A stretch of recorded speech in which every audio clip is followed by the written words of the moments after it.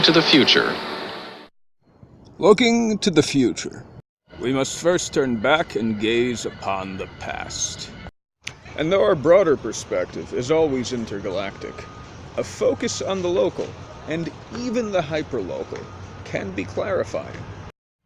This is your comrade communicator coming to you from the shore at Coney Island Beach. Coney Island is situated on the very edge of the city, and the city's truth sometimes becomes apparent here in a way that the truth is sometimes apparent only at the margins. Today I will touch upon the deep esoteric history, specifically ufology history, of the world-famous amusement area of Brooklyn, New York, Coney Island. And I will talk about the Trump family's multi-generational role in suppressing the truth about the space comrades. Stay tuned.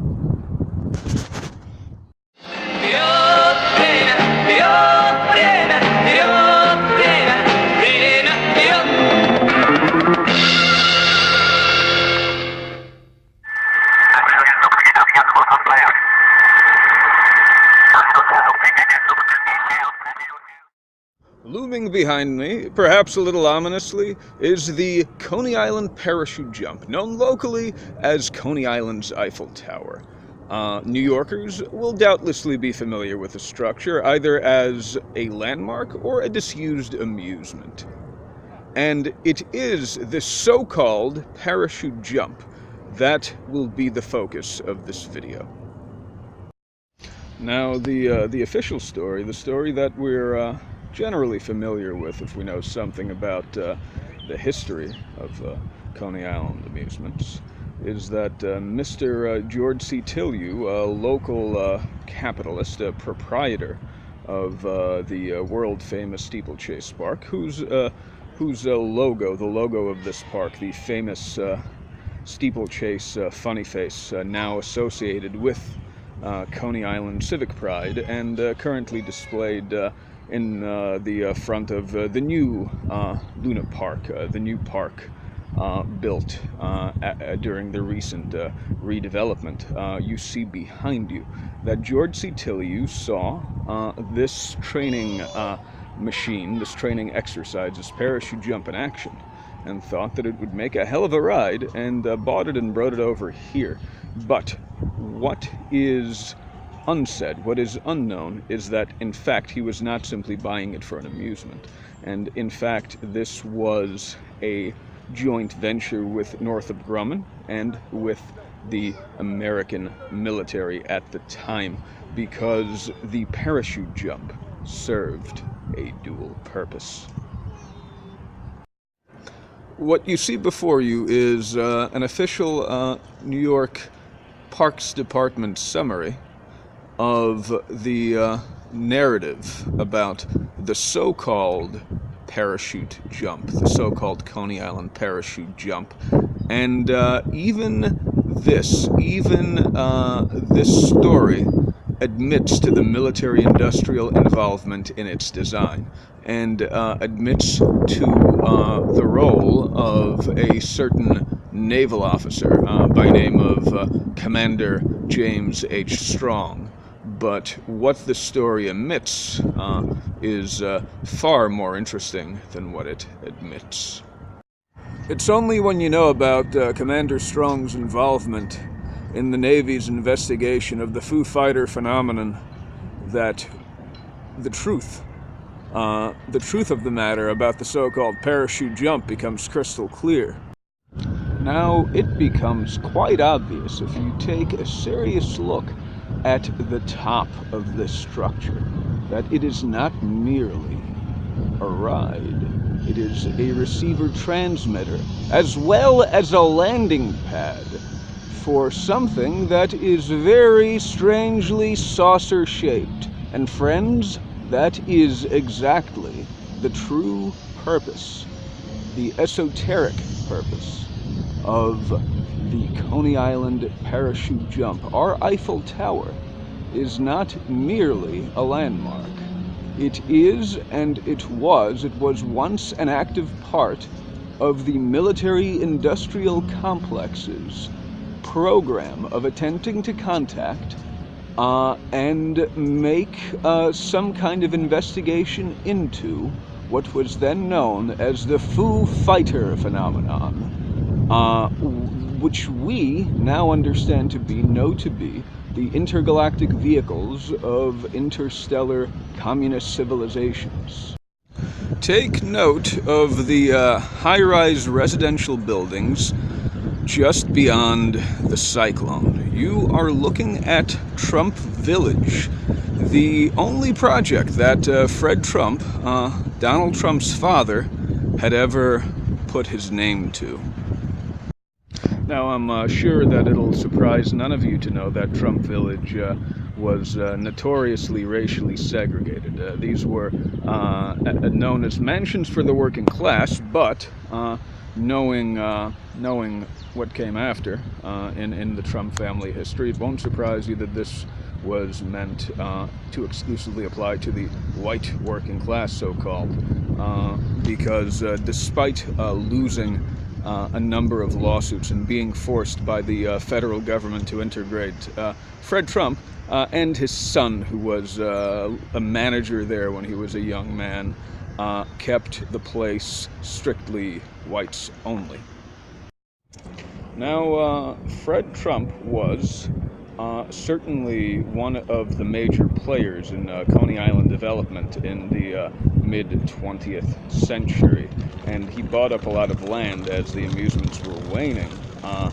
He bought Steeplechase Park a bit after George C. Tilliou had been dead and gone, and he infamously tore it down. People tried to get it landmarked, but it didn't quite happen in time, and he destroyed it. It was a wonderful historical site full of, frankly, cultural treasures. And this is one of the things that he is locally loathed for. And in fact, that parachute jump, the landing pad, the communication device we discussed earlier, he tried to destroy it on 2 separate occasions. And we believe, Comrade High Commander believes, that the destruction of Steeplechase Park, and in fact, all of Fred Trump's developments on Coney Island functionally served only one role, as cover for his true plan to destroy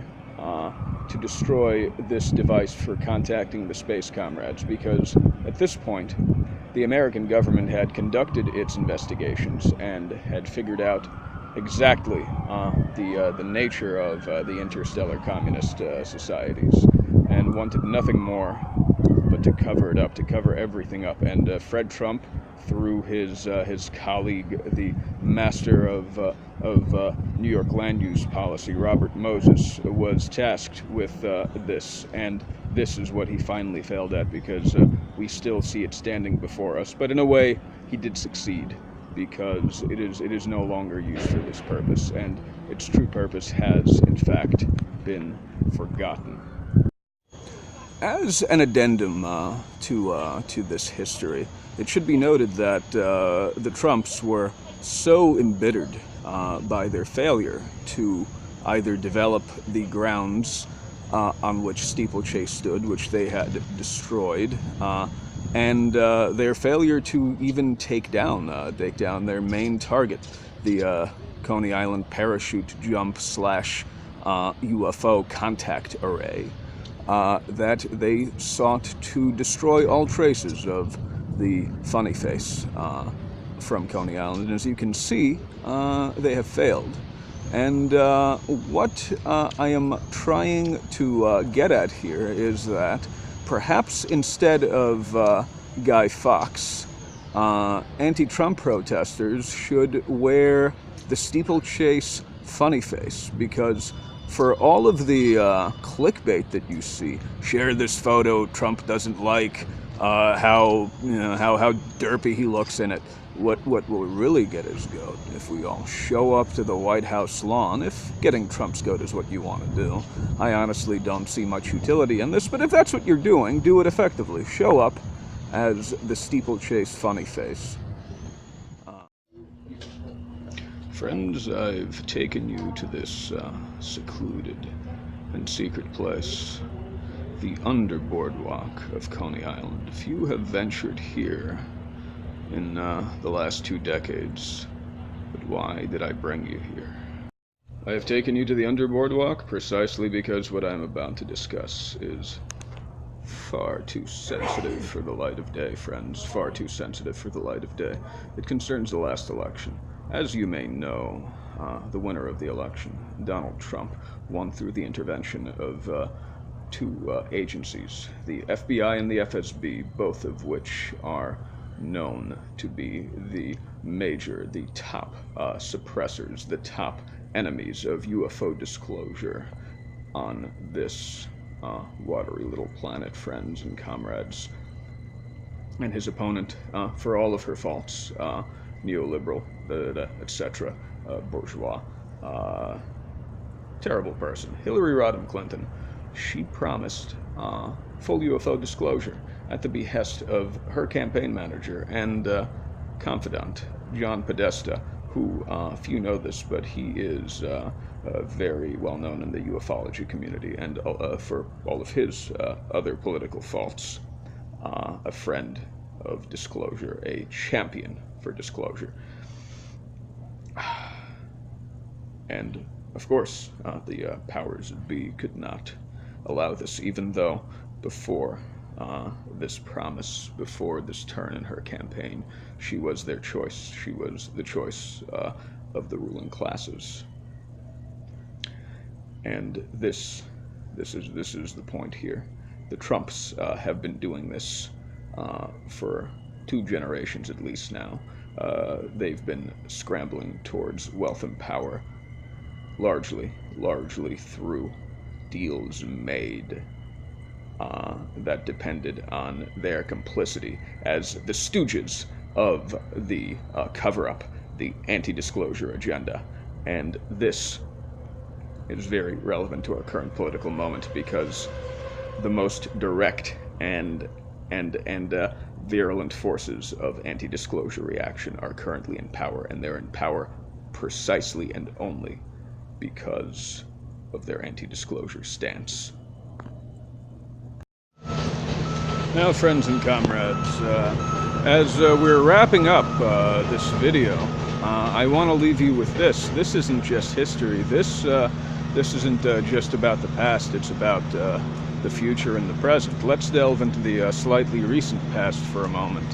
In 2015, there was a fairly infamous sighting over Coney Island of a saucer, a craft that was, according to Comrade High Commander's calculations, of the approximate size and shape as would be the kind of craft to land upon the so-called parachute jump.